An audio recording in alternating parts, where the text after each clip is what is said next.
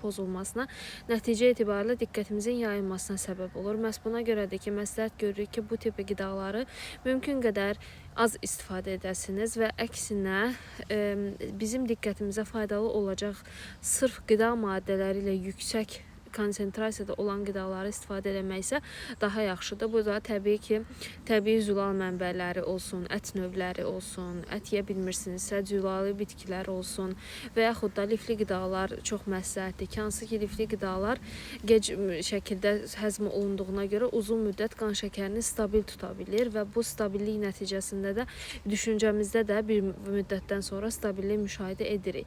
Təbii ki, çox ət yeməyi də məsləhət görmürük, çünki insan orqanizmi həmçinin bitki yemək üçün də proqramlaşdırılıb, daha doğrusu həzm etməsi üçün uzun müddət sadəcə ət tipli qidalanmanı tövsiyə etmirik. Bitki ilə qarışıq, ətli, bitkili, müxtəlif zülallı